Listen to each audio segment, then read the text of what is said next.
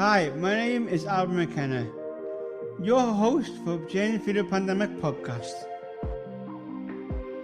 Here I'll be talking to local celebrities, businesses, organisations and more, discussing what effect the pandemic has had on them from the very start to how it may affect them moving forward. Each episode will be an honest conversation with honest answers, and we'll give insight into certain news that the public might not be aware of. I'm looking forward to bringing you with me on my journey through the pandemic. Hi, welcome back to Journey Through the Pandemic. On today's podcast, I was speaking to Joe Doonan on a journey he had during the first year of the coronavirus. I'll also tell you who my next guest is. Hi Joe, do you know us how it is? My name is Joe Hi Joe, I'm asking you about how you feel the first months of being how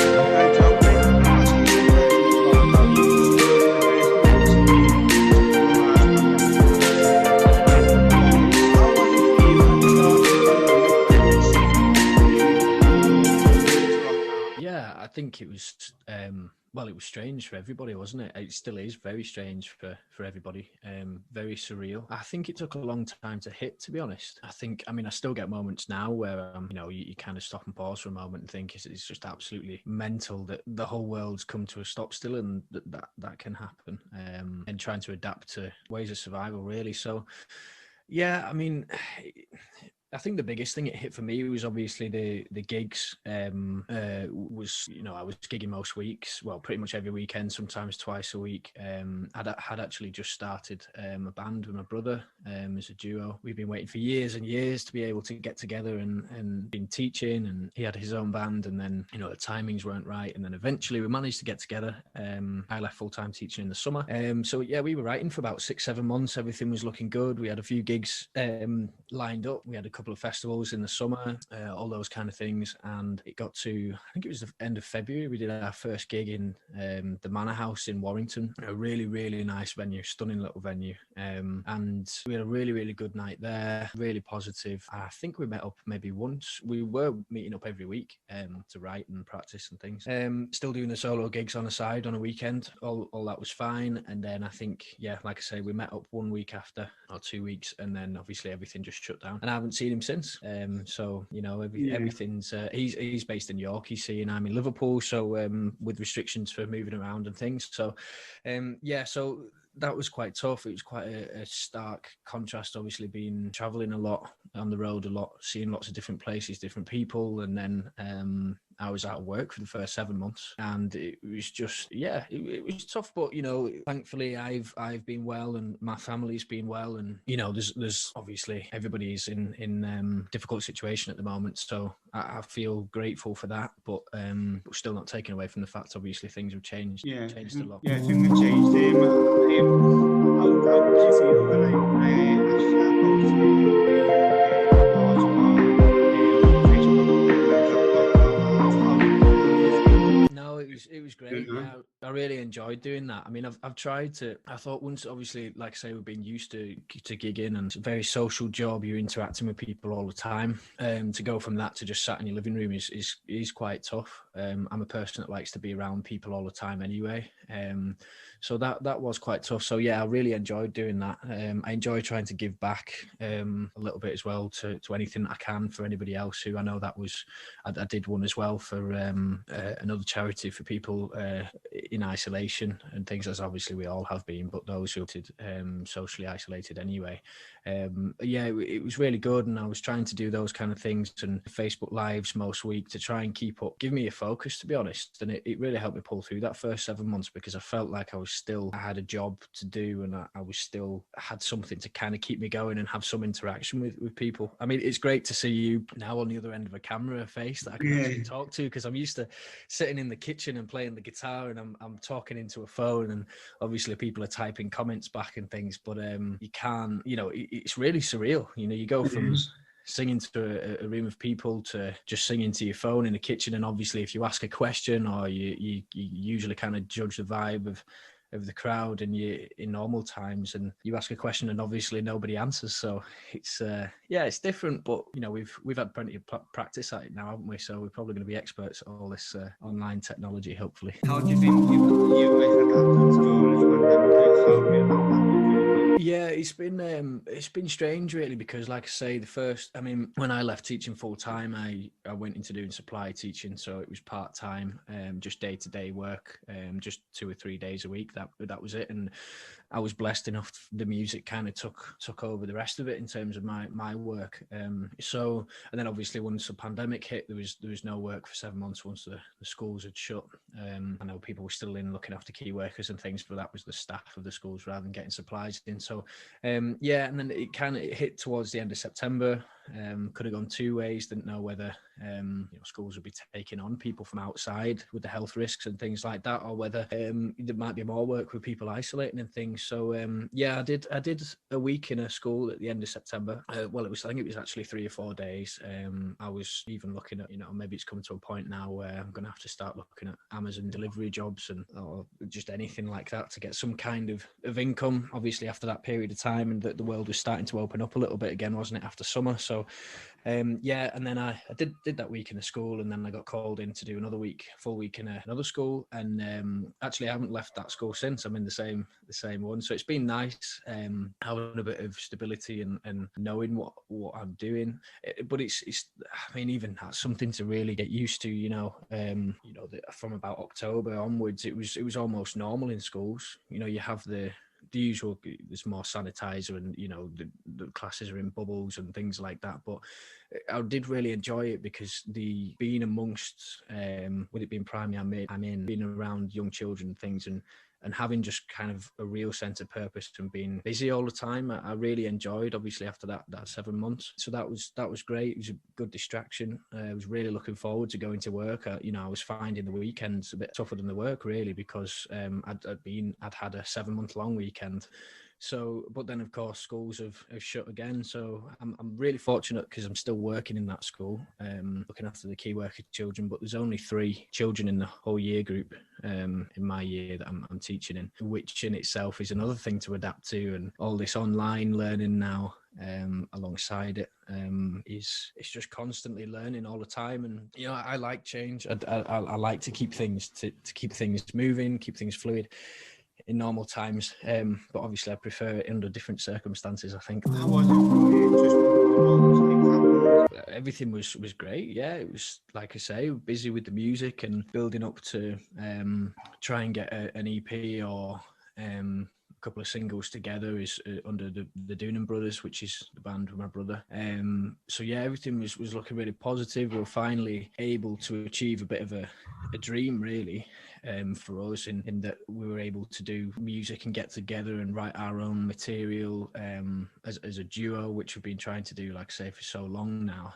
Obviously we've had our solo kind of things, but it's it was all great, but hopefully I have full faith that it's going to go back to that eventually. So I've got full faith that it'll all go back to that once everything dies down. Just kind of typical for us really, that we've been waiting years and years to do it, but like I say, I can't complain too much because I'm in work, I'm busy, we've got health and things, and that's the most important thing at the moment. What would you like to see and do after all this? Go back to being normal, have a pint in a pub. Definitely. That's all. I really, and I think that's going to be, I really hope, I have a lot of hope that that's going to be the positive thing that comes out of all of this, is that we'll hopefully appreciate the small things. Yeah, I just can't wait because I've got a gig going to watch Steps. Of course, in November. Yeah, So I saw that. hopefully I'll have to get the job and then go and see Steps. Yeah, hopefully. It's great. It's good. It's good that it's in November because it gives you a bit of time, doesn't it? I think people will be starting to panic if it's kind of May time or anything like that. So, that'll be really good. Just things like that, just being around people again, being able to see friends, hug people again, the things hugging and give them like a high five or something like that. Exactly. We love and breathe to give people high fives and hugs. And at the moment we're all stuck stuck on virtual, and we're all getting upset, and like it's stopping messing our lives, like doing what we love to do. Absolutely, yeah. And it's that I feel even now, even when things eased up in the summer and you were allowed to see people obviously within reason, and you still carry that weight on your shoulders though, don't you? You don't want to hug somebody, should I, shouldn't I? Because there's risks involved. It's not normal, is it? And we're social creatures and we need contact, and obviously at the moment we're deprived of that. So I think yeah, just doing anything normal before even beginning to talk about gigs and things like that. Obviously that's kind of the long term thing that I'm still working hard at in the background for things when it comes back. But yeah, just pulling normality. Yeah, I've got another one. Do you feel like when you announced about like the tears and the first to be honest, I've learned over time. I think with the first lockdown, there was a novelty to it, wasn't it? It was almost it's going to be the wrong word to use in this context, but not exciting, but something. It was a bit of adrenaline rush for it, wasn't it? That this was something we've never seen before. All workplaces shutting down, society shutting down. And I think because people had never experienced that before, people found a time of. I mean, I know there's a lot of people that struggled with it as well, but some people. It was a time when there's Zoom quizzes, everybody was getting together on those. People were connecting in ways that they hadn't before. I know me personally, I was speaking to school friends that I normally only see once a year at Christmas in the pub, but I saw them every other week, and there was a real kind of nice, positive connection from it, really. But I think as time went on, certainly kind of in August when people were returning to work, I was still out of work and all the quizzes, everyone were all quizzed out, weren't they? And people were back busy again. And that was a tough time. In terms of the actual announcements themselves, I made a kind of a personal promise to myself that I wasn't going to pay much attention to the media. Still don't, because I think it can just send you in such a downward spiral. You can be in a good place, and things that don't necessarily apply to you. Obviously, all the rules and everything like that does, but certain other things that arguments within government and government officials breaking rules, and I mean, politicians make a career off lying. So for me, it's no surprise. It's nothing different. So I've just tried to distance myself, really, and I made a rule that will ban the news in the house, apart from if there is a big announcement like the lockdown or something where I need to listen to see what's how bad the situation is, but then I turn it off and I just think, well, do you know what? I'm going between, I wasn't leaving the house anyway. I was even having the shopping delivered. I wasn't going out to shops or anything like that. So I wasn't interacting with anybody anyway. So I don't need to see, some of the kind of toxic media stories out there. So yeah, I mean, again, I know it affects everybody differently, different people it affects in different ways. But I've just tried my best to try not to get sucked into that kind of thing.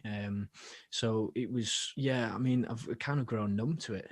Certainly the November lockdown, luckily I was in school and I almost didn't notice it because, like I say, I stay in anyway in a weekend, going to work, coming back, and that was it. So it didn't change much for me. I wasn't itching to go out to pubs or anything, because as much as I'd love to be able to do that, it's really far down in the priority list now, whilst we can't do it I want it in normal circumstances. Yeah. What do you think about the new vaccines? Obviously, would any of your family be taking them? Yeah, I think they all will. And I mean, in fact, my brother, I've got two older brothers, and my eldest brother's he's actually had his first jab now, because he works in social care, so he's a carer for people with disabilities or adults with disabilities. So he does, he takes, looks after them. So because of that line of work, he's had the Pfizer vaccine, which is great news. And I think everybody will when it becomes available. I know some people are skeptical and have been skeptical, and even I was not too sure at first because obviously the speed and things it's been developed at. But, same. we've got a couple of friends who are, in that line in science and chemistry, and they were saying, if it was a drug that they developed in that period of time, it would be worrying. But actually, because it's essentially just dead virus cells, or I mean, don't quote me on this too much because I don't know too much I don't know either. the science. But they were saying it's just like a flu, one where they basically give you a tiny bit of it, and it lets your body do the natural building up defenses and antibodies and things like that. So that made me feel a lot better. And I think, to be honest, it's going to be the key to things changing. These things can last for a long, long time because it's nature, isn't it? It doesn't care whether it's getting in the way of kind of self-important human lives. So I think, that and mass testing is going to be the only way that we're going to be able to get out of it. But that's my personal opinion. I know some people. Two of our members got it from MenCap because one volunteers at the Royal, and one of them lives in like a bungalow. With different people. So I from their perspective, I think we should all get the vaccine so we can all go back to like normal. That's what I think. Definitely. Yeah, I think it's the only way. At least this time around, we've got a bit of a light at the end of the tunnel, haven't we? Because we know that there is a vaccine. Whereas, if we were in the same position as we were at the end of the first lockdown, there's just we don't know. It's just going to be in and out of lockdowns forever, it feels like. So yeah. Have you got any tips on how do you do this pandemic? Obviously, I can only speak from my kind of what's helped me, and different things will work for different people. But the biggest thing I'd say was do something like what you're doing. Keep busy, give yourself a focus. I think that's the most important thing. I think if you just sat around watching Netflix all the time, you can very quickly get into if you're doing that for months, it's great to do for a little while, but you can get yourself into a real kind of downward spiral of not having a focus, even if it's just a small thing. I'm not saying, I know a lot of people, it was really interesting watching musicians and things, in during the pandemic and the split between them. So there were some people who wrote about 3 albums in that time. I mean, I know. So I think, it was interesting to see musicians split, even, smaller artists or even big artists like Passenger and Taylor Swift, they wrote about 2 or 3 albums in the lockdown, and found it really productive. I think for those people who have a really, really hectic life normally anyway, and they've found that peace and quiet, they enjoyed it. But I know a lot of people creatively struggle because, yes, it might look like you've got all this time and you've got all this time to write and create things and do all these things that you never normally did, would have time for, but it's not a normal time. It's not a creative time. It's hard, I think, when everything's normal and there's so much going on. So I think just having a purpose, but small goals, small things, trying to learn something new. I think it's a great time for that, but not setting too much expectation. I think I fell victim of that earlier on in the first lockdown. I thought, right, I've got all this time now. I need to do this. I need to do that. But actually that squashed you've got to enjoy it, in a time when there's not much enjoyment. It's got to be something you want to do. So just like you with the podcasts, or I've got a bit more into kind of photography and videography and things like that, as alongside the music, and just trying to learn new things. I've been following like a few other musicians on Instagram, and some of them have been having like throat operations for the voice, like so they can so that when you go back to the concerts, they'll all be there fresh and time to recover. Time to recover, and like people like Anne-Marie and Mabel and things like that, and McFly, they've actually they've wrote a new album as well, and like with Jordan this time, and it's like a lot of like big bands have done loads of like lockdown stuff.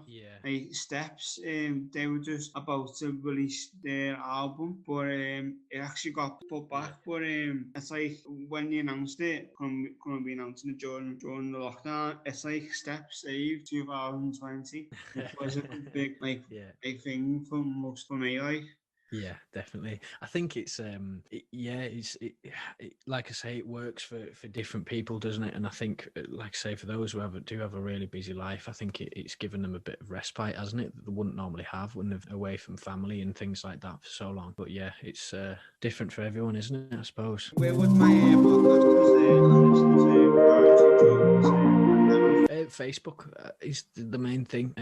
If you go to Joe Doonan music, that's Doonan music. That's where my kind of stuff is at the moment.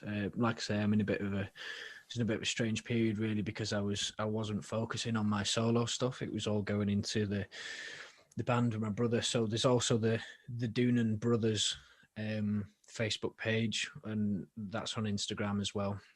That's where a lot of the stuff will be, but like I say, I haven't seen my brother since March really.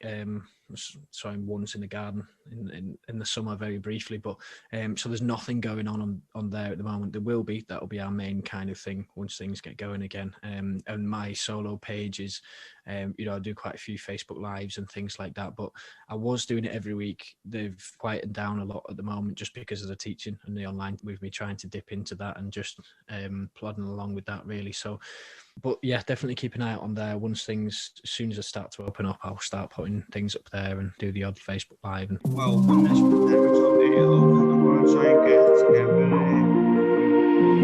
podcasters